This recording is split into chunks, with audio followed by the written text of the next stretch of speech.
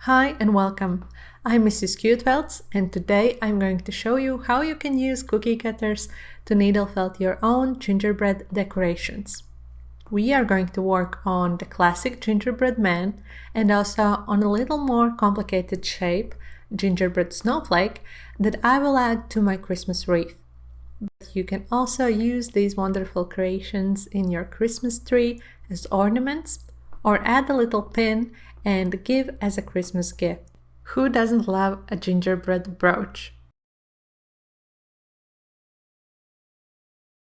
You can use any cookie cutter shape you like. For beginners, it will be easier to use rounded shapes like the heart or gingerbread man, but don't worry, I will share all my tips with you how you can create sharper edges like you can see I have created for my little snowflake. I'm using brown carded wool as my base. I would suggest to go a wee bit lighter because my cookies look like they have been in the oven a little bit too long.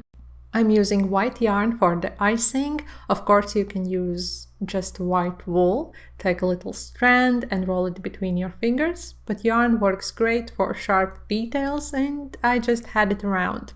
Needles are a personal choice. You will see me switching between multiple types of 38, 36 and 40 gauge needles. You're also going to need scissors and of course felting mat.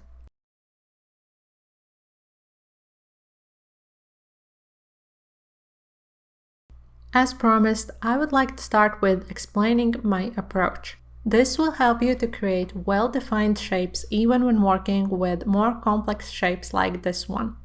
When I first tried to needle felt using cookie cutter, I simply took a lot of wool and pushed it inside, took my needle and started to stab away. This might work very well for simple shapes, but in this specific case, for this elaborate gingerbread snowflake, I wasn't happy with the results. As you can see, the shape is way different and the edges are not defined. If we are looking from the side, thickness wasn't even too. So it does look like a gingerbread, but there is a better approach. For comparison, on the right you can see what we are going to achieve in the next few steps. It's actually very simple. I'm taking small amount of wool, folding it over to make it more easy to control, and we are now going to pack just one point of our little snowflake. If you're new to needle felting, please wear finger guards at this stage. As you can see, I have filled one of the points and I'm using my finger to really push the fiber in. Then with just a couple of stabs, I'm locking the fiber in place. When I release my finger, it will not jump out. Do not worry about the center of the little snowflake just yet. We are now focusing on adding approximately the same amount of wool in every little point there.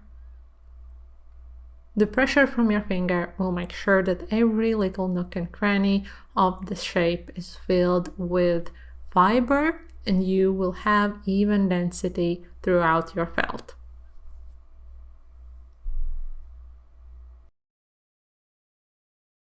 Remember to be gentle and keep your needle as straight as possible. I'm going in a little bit of an angle most of the time today, just so it's easier for you to see what I'm doing. But the best practice would be to go straight up and down, because this will make sure that there is less risk of bending your needle or accidentally hitting the cookie cutter and breaking it. So take care of yourself and be careful.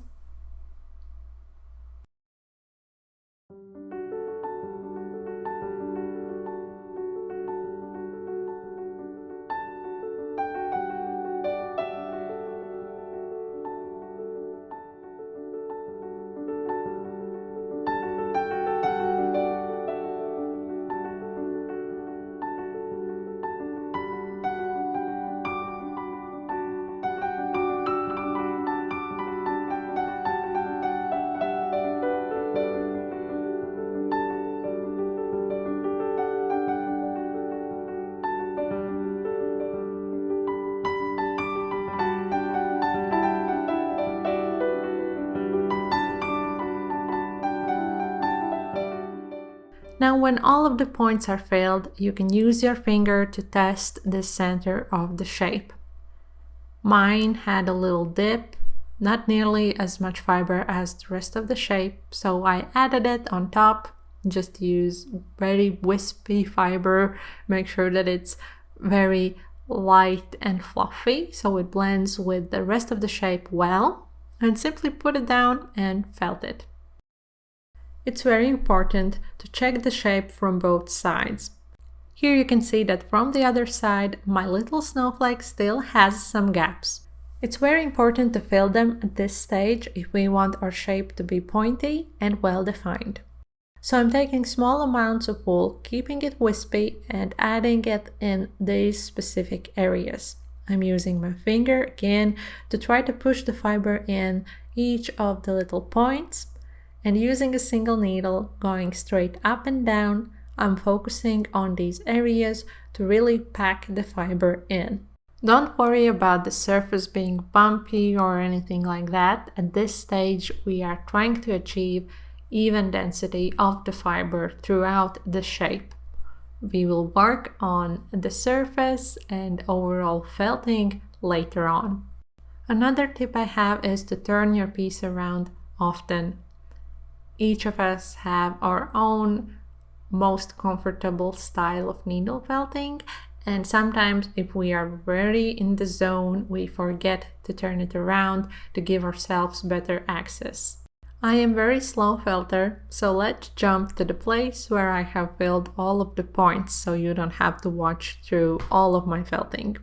There is a little dip in the center again, so I'm adding small amounts of wool here and felting it down.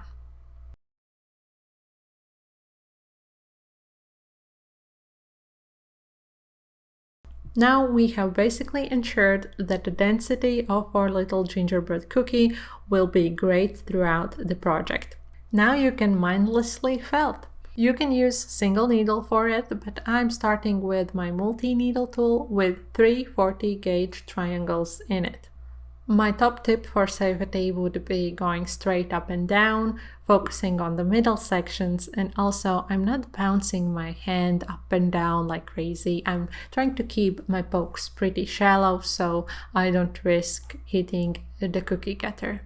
Now you will see me switching my felting mats. It's not mandatory, just sometimes I feel like my wool body is a bit too bouncy and I like to switch to this very thin version of felting mat that I accidentally felted myself. It's a story time for another day, but you can use towel folded multiple times, or maybe you have your own favorite felting mat. It doesn't really matter. I just wanted to explain to you why there is sudden change in the felting mats here. If I'm keeping my pokes super shallow and I'm sure that I won't hit the table, I like to switch to this thinner felting mat because it feels just stronger and I feel like I have more support when I'm felting. Now that I have felted for quite a while from both sides, I will switch to single needle and really focus on the edges of my shape. There is nothing really special here. I'm just using single needle and going straight up and down really close to my cookie cutter. Again, I will cut through most of it because I spent around 4 to 6 minutes on this side simply going around and focusing on the edge. Then I turned my star around and did exactly the same on the other side. Please do not skip this part because this will very much impact the shape you get at the end. Here is how you can check if the felt is ready to come out of the cookie cutter. I pushed one side out and I can see that I have very well felted only the top part of it, and the other one is super fluffy and I have a lot of work to do. So I carefully put it back in. This was the reason why I only took it out partially, because this way it's easy to push it back. Now I will simply repeat the process. Instead of using multi-needle tool, I will now use 3 40 triangle needles that are held together with elastic band just to get them closer together. Remember that the barbs are located on the top section of your needle, so your pokes can be pretty shallow and still do the work. See how shallow mine are? This also is very safe and you do not risk to go outside of the cookie cutter like this and break your needle. So now I don't have a lot to show you and I will cut through this process because I will just simply felt everything down, take my time, and at this stage you will flatten the surface quite a bit because with every poke you will work on the areas that are still sticking out and creating the little bumps. When everything is well felted, your surface will look nice and flat. When you have flattened both sides with this cluster of needles or any tool you prefer, do not forget to take the single needle and once again work on the edges from each of the sides. Now it's finally time to take it out of the cookie cutter. I'm pretty happy with the definition. And it also looks quite even in thickness. The final touch for our base for the gingerbread cookie would be to take a single needle and define the edge by felting from the side. Here you can see that I'm working on all of the inner angles I can find on this shape. This really helps to enhance all of the peaks we have. Just a couple of stabs in every inner angle I can find. Again, make sure to use finger guards if you're new to felting. And later on, I will show you a little trick how you can use card to protect your hands. This is something I learned from Felts by Philippa. So thank you, Philippa, for that one. That's really great technique. I think that our gingerbread cookie already looks great, but if you want to, you can spend some more time and go all the way around the edge and felt it down even more to make sure that it's well defined. I ended up doing just that from both sides, and I simply tried to keep my needle in angle and felt from the side. Here is an example of the results. On the right side, these 2 points of my snowflake are already defined, and I will just spend a little bit more time to work on the rest.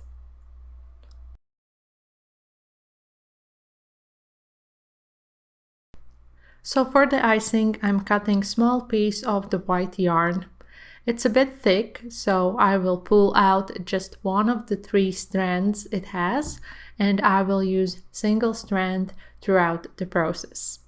Don't worry that it's a bit wavy at this stage, it will not be a problem. So first we need to anchor down one of the ends. If this is your first time doing it, it might feel a little bit tricky, but don't worry, just keep stabbing in the same place and the fiber will go through the cookie base you have created.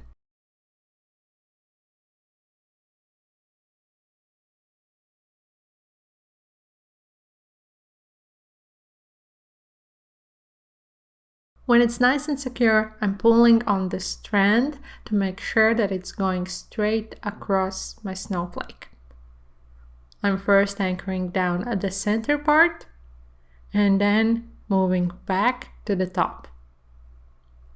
There is no magic here, I'm simply making sure that I'm going through the fiber of the white yarn into my cookie base, and this will tangle the fiber together and your icing will stick to your cookie. When this section is secured, I'm again lightly pulling on the strand and securing the other end.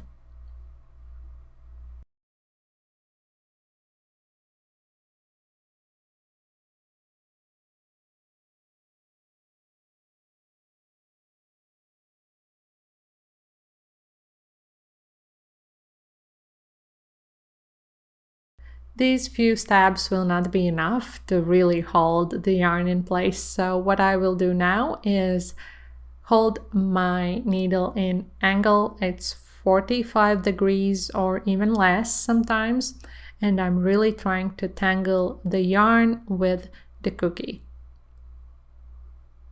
As you can see, I haven't yet cut off the excess yarn. That's because the yarn is shrinking quite a bit while I'm felting it to the cookie base, and thus I would like to cut it off later on when I'm sure that I have filled the line as I wanted. Now I'm simply repeating the process to create 2 more lines. If the yarn unravels and gets fluffy at any moment, remember that you can twist it to make it easier to control.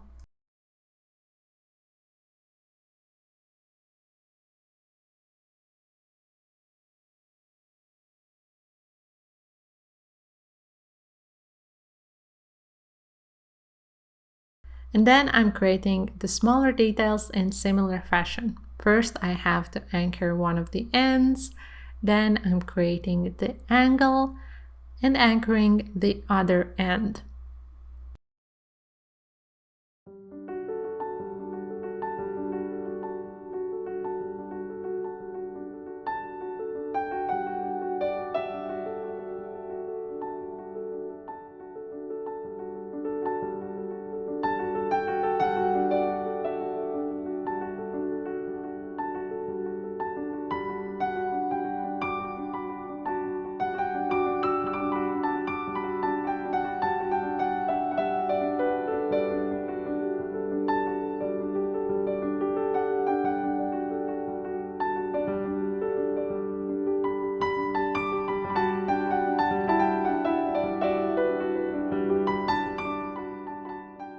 Based on the shape of my cookie cutter, I decided to repeat this shape once again on this line we created before. Don't hesitate to create your own designs, especially if your cookie cutter is shaped differently. Remember that you can always use pencil and paper to sketch out the ideas beforehand. And if you have felting journal that I have created, you will find the link below in the description box. You can of course use it to plan out this project. The lines don't have to be super neat, but remember that the direction of your needle guides the direction of the wool, so you can always tweak the lines a little bit with just a couple of steps. Now I will quickly repeat the design on each of the peaks. I think it looks gorgeous already, but I wanted to add 3 more shorter lines in the center, so I will do just that. I think snowflakes are amazing because you can't really go wrong here. All you have to do is add lines and you can create very elaborate patterns with these simple techniques.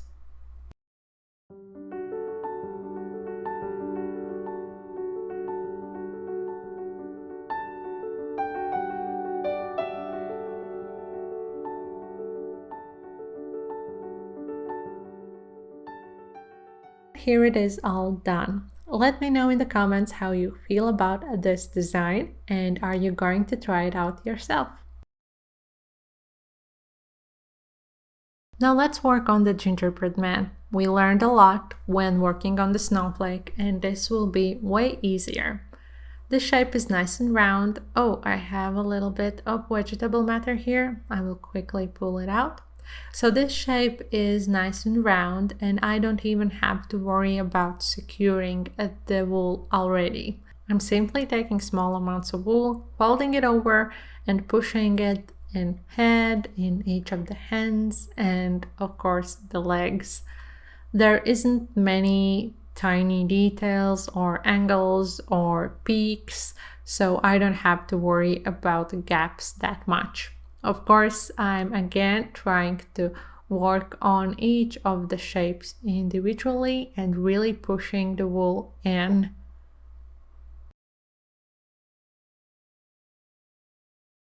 Now you can take your favorite needle or multiple of them. I'm now working with 2 needles, just simply holding them together with my fingers. I sometimes like to do that to speed up the process. And now I'm simply felting everything down. Again, there isn't anything new about this. As you can see, I'm using my finger to push the wool inside the shape and make sure that the edges around the cookie cutter are filled with fiber. And then I will move on to the next part of the body. Simple as that.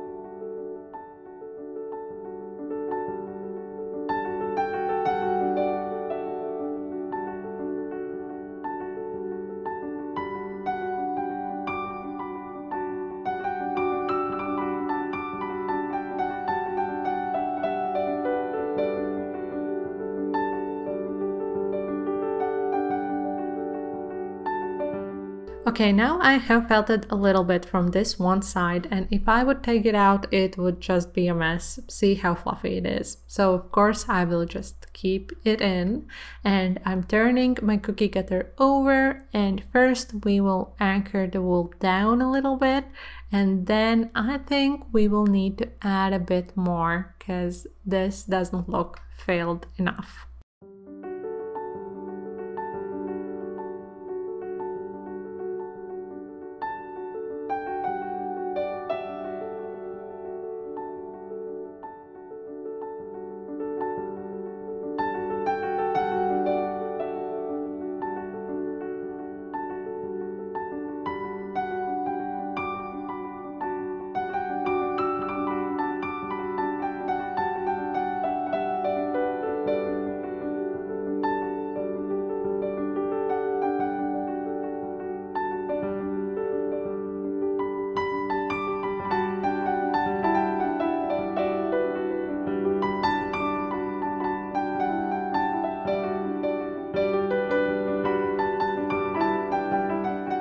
At this point, I think you already know everything you need in order to work with any shape, because now nothing really changes from the previous process. You will see me taking my multi-needle tool and felting everything down using 330 triangles in it. Of course, I'm working from both sides, and then I will move on to different mat and single needle, and I'm going to treat the edges a little bit and make sure that everything is nice and secure. I will check on my little gingerbread man, take it out of the cookie cutter, and I will see that it's not ready for sure because it's very fluffy on the edges. And I also will notice that the head doesn't look quite right, and we need to add a little bit of wool there because it looks a little bit more tapered than the rest of the body. So I will quickly do that, but the rest of the process is actually just simply felting. If you have any questions about the process, don't hesitate to leave a comment or message me on Instagram or TikTok. You can find me as MrsCuteFelts there. Here is my gingerbread man after all the felting. I'm taking it out, and now we have to treat the edges.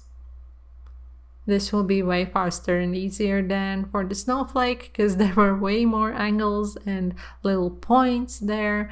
Now I'm simply going all the way around, making sure that everything is nice and felted. Here is the little trick with cardboard I promised to show you. So this is simple, a tiny piece of cardboard that I found somewhere, and I'm using it to hold it against my felt, and I'm then working on the edges. This way there is less of a chance that I will accidentally stab any of my fingers. As I mentioned, I learned this from Felts by Philippa, and she has a bit more elaborate technique. She likes to hold the piece between two pieces of cardboard or between two pieces of plastic. I will link her video below where she talks about it because she will definitely explain it way better. Other than that, I do not have much to add here. You are already an expert. Just make sure that you are completing all of the steps from both sides. And when you are working on the little feet, remember that you can also hold the little gingerbread man against the table like this. This will help you to get the correct angle, to sharpen the little angle between the leg and the feet.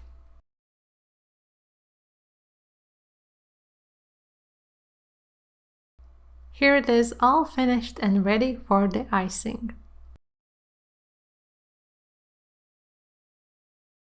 When it comes to the gingerbread man, I want the icing lines to be thicker, so I will simply use the whole piece of the yarn without removing any strands.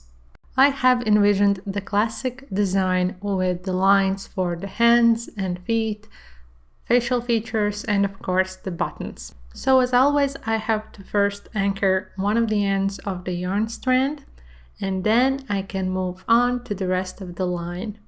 For me, the line will simply go across the hand, but as I already mentioned, you can create your own unique designs. If you are recreating my exact design, this might feel a little bit slower for you because now we are working with all 3 strands of the yarn, so there is simply more wool to felt down and it takes a little bit longer. But this design has way less lines than the snowflake, so overall it will be super fast. Do not hesitate to use your scissors if there is any fluff that simply refuse to felt down. Now I will repeat the process for the other hand and for both of the legs.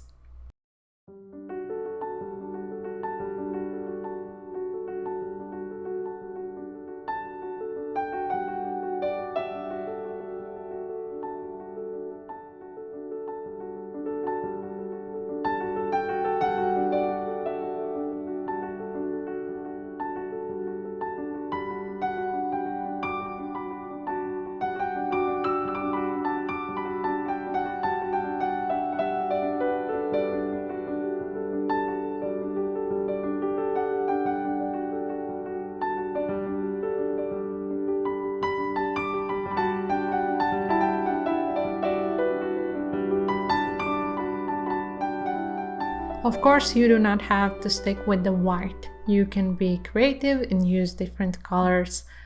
I first imagined that I want to create purple buttons, so here you can see me anchoring down the wool and then twisting it and focusing all my pokes in the same place to create the little middle button in the middle of my gingerbread man's body.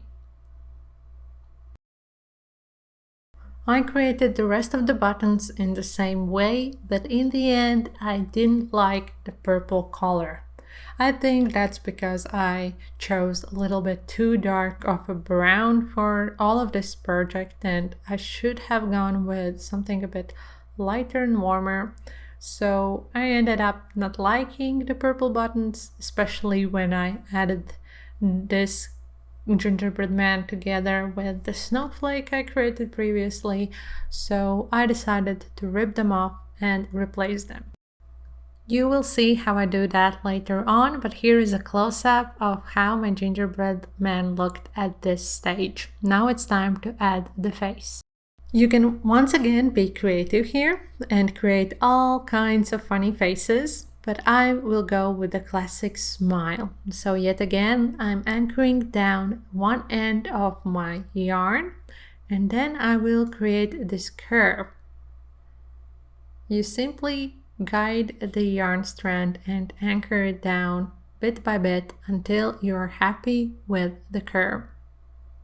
After the first couple of steps, it will not look super curved. Don't worry about that. Later on, when you will work on the edges specifically, you will enhance the curve. So now, just make sure that everything is really sticking to the gingerbread cookie base you have created previously, and that both ends are nicely tucked in.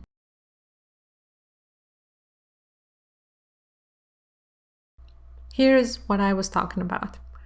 I'm using the direction of my needle to guide the wool and to enhance the curve of the smile. And my little gingerbread man looks happier with every stab. And for the eyes, I'm using the same technique I used for the buttons. This time I'm sticking with the white.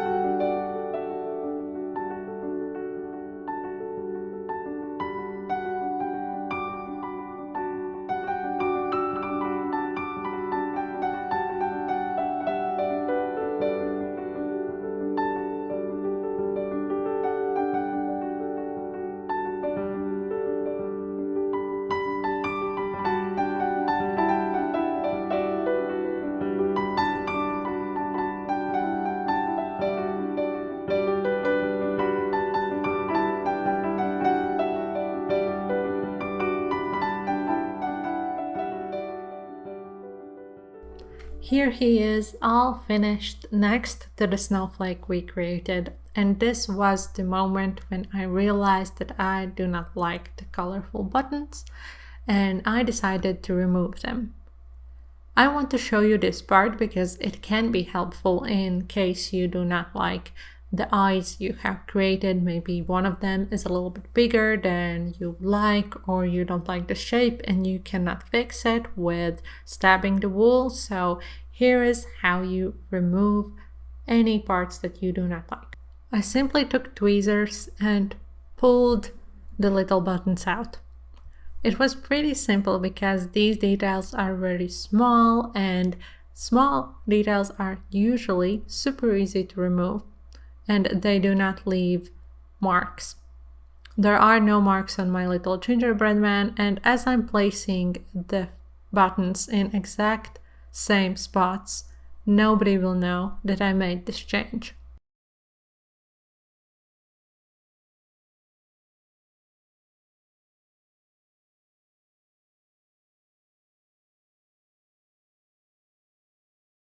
I created a couple more, and now I think I'm ready to decorate my Christmas wreath.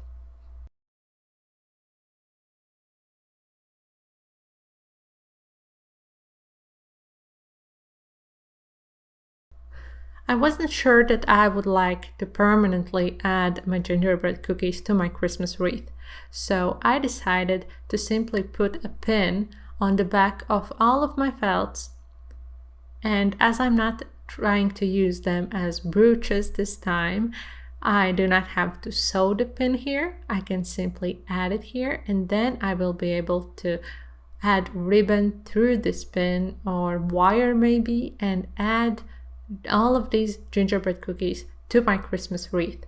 And if I decide to use them different way next year, I will be able to do so without causing any damage.